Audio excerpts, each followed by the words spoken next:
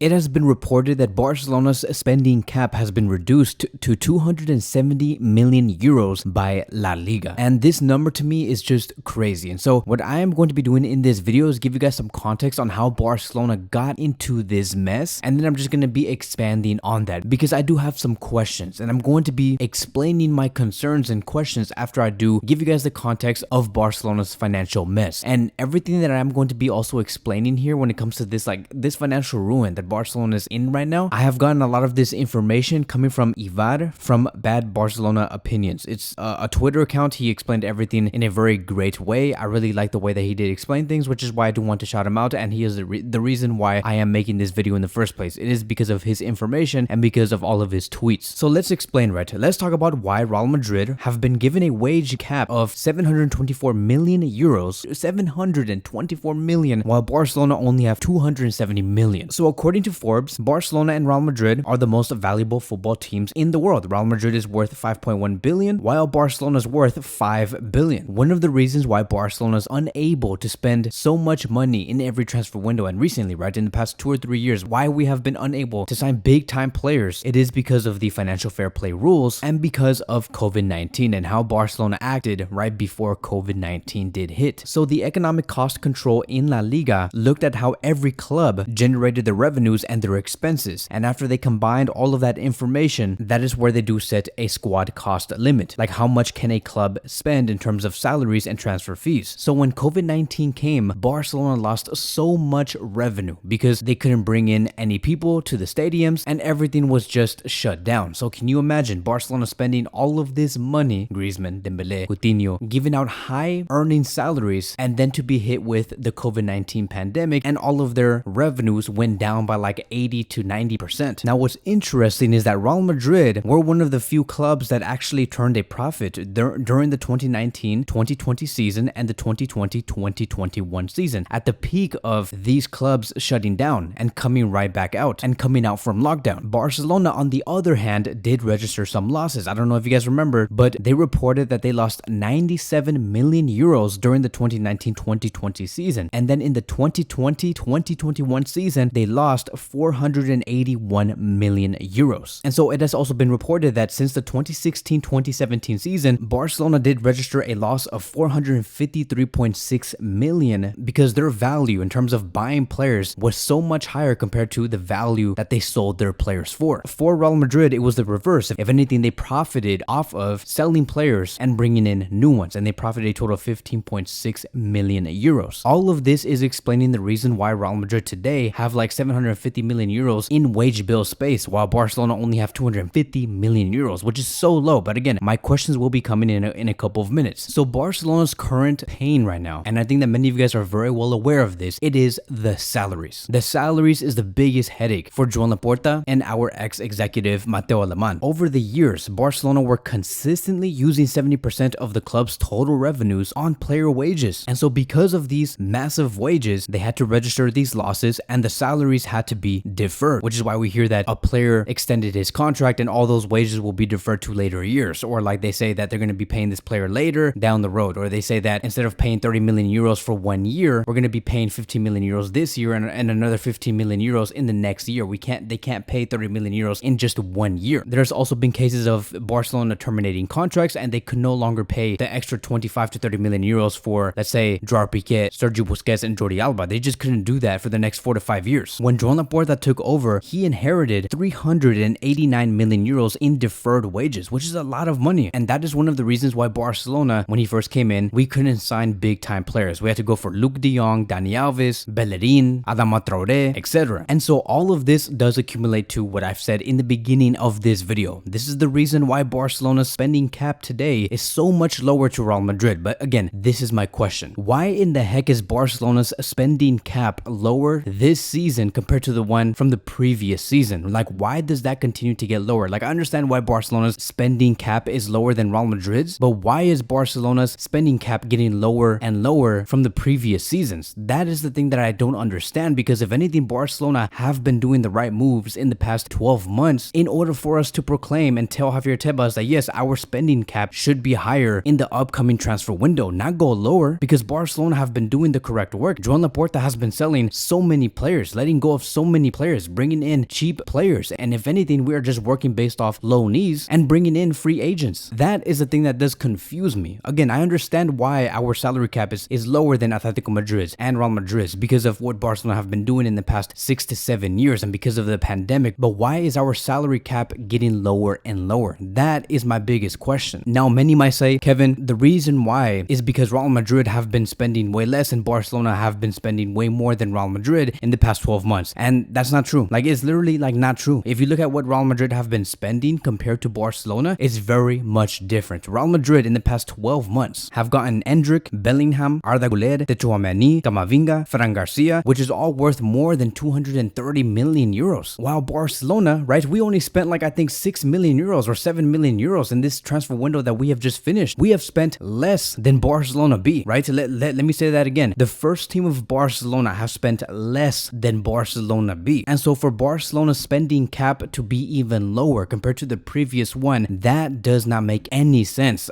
It would make more sense for us to have our spending cap become higher, but not as high as Real Madrid's or Atletico Madrid's, right? Then I would have been like, okay, this makes sense because of what Barcelona were doing in the past 6 to 7 years, and I understand why ours is still lower than Real Madrid, but we're going higher, right? We're making progress, but that's not the case. It's not the case. Our salary cap has now gotten to 270 million euros, and back on September 2022, our salary cap was 656 million. In February 2023, it went to 648 million, so like about 10 million euros less 3 to 4 months later. And then fast forwarding to September 2023, you're gonna tell me that we have a spending cap of 270 million euros, 400 million euros less compared to February of 2023, 7 months ago. And the only thing that we have been doing 7 months ago was to sell good players at a good price and also introduce loanees and work on free agents. That is something that I need somebody to explain to me why Barcelona's salary cap has been reduced massively, because I'm just so confused. I don't have an answer on that. I do have an answer, right? I want to make that very clear. I do have an answer on why Barcelona's overall spending cap has been reduced, and it is because in the past 6 to 7 years, we have done bad business, mainly because of ex-president Bartomeu. But I just don't understand why our own spending cap continues to get lower and lower over the years. It truly does feel like there's an anti-Barcelona agenda going on in La Liga. Javier Tebas even said something so crazy about 14, 15, 16 hours ago that did not really resonate with me very well. And this is what he said. One thing is what the club pay the players, and another is what we calculate for the limit. Depending on the case, there are internal La Liga valuations that adapt these contracts to market price. It is not true that 400 million euros are paid. Much more, we have valued the contract much more, right? That is the key right there. We have valued the contract much more. Barcelona pays him a salary lower than our assessment. What we have said that should be counted in the salary limit is much more than what they say, meaning that whatever salary agreement Barcelona have with a certain player, let's say for example, for Joao Felix, it's 6 million euros a season. La Liga and Javier Tebas are going to be saying, okay, let me assess this contract. Let's see, actually, you know what? Based off how much the player is worth and whatever, based off our own assessments and calculations, if Barcelona are actually paying Joao Felix 10 to 12 million euros, and that is going to be included into the wage bill and into our valuations. Like, can you imagine that type of frustration? Can you imagine that type of confusement going on within the club of Barcelona, saying that, but we just agreed with Joao Felix that we're only going to pay him 6 million, and you're going to tell us that we're actually paying him 12 million euros based off your guys' assessments and valuations? Like, there is just no logic in the way that La Liga are running their clubs and how they're just compressing them. Javier Gomez, one of the corporate director generals of La Liga, he also stated this, almost the exact same thing of what Javier Tebas did say. We valued Joao Felix's contract significantly higher than what Barcelona are paying. What clubs pay players is one thing, but sometimes there are internal league valuations, right? So again, that is the key word. There are internal league valuations that adapt these numbers to market values. And so again, I don't understand. I don't understand what is the whole point of Barcelona negotiating with a certain player in terms of salaries and transfer fees if at the end La Liga is just going to be saying, you guys can make up whatever number and agree on whatever number, but we're going to have our own valuations, what we think he is actually worth and how much we think that he should be paid a year. And we're going to put those numbers into the accounts, even though Barcelona are not actually paying that player that specific amount. We're just going to value it much higher. And so it is an extreme anti-Barcelona agenda. I really do believe that. Even if I wasn't a Barcelona fan, I would still say the same thing. Like, this is, like